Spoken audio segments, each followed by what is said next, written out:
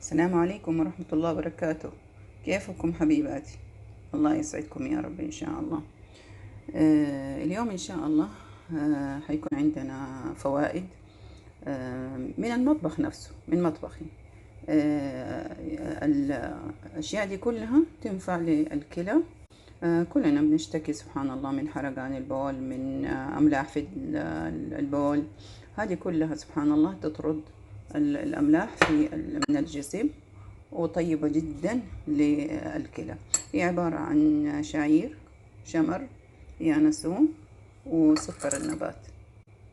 طيب هاخد ملعقة كبيرة شعير، ملعقة صغيرة يانسون. هذه كلها طبعا أسويها في الصباح على الريق.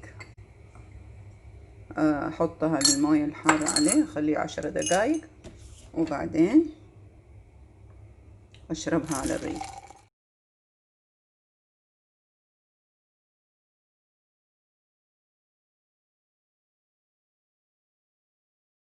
مشروب الشعير اللي جهزناه مع بعض أصبح جاهز بعد 10 دقايق.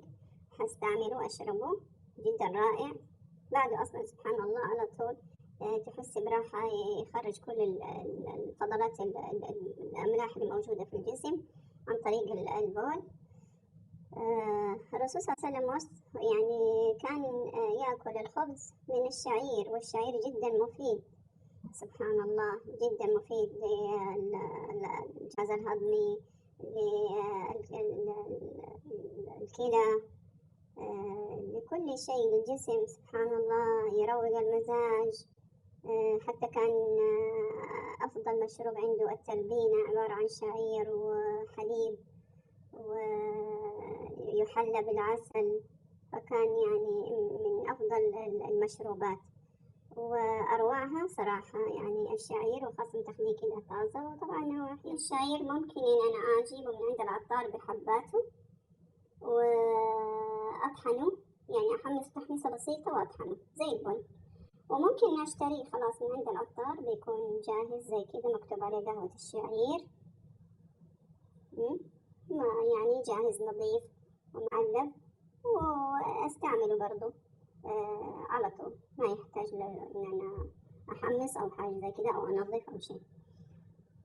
فجدا سهلة ورائعة ومفيدة، وجربيها وإن شاء الله ما حتخسري شيء، بل إن شاء الله حتستفيدي. وشكرا على المتابعة، وبارك الله فيك. بسم الله الرحمن الرحيم. ألم نشرح لك صدرك ووضعنا عنك وزرك الذي أنقض ظهرك ورفعنا لك ذكرك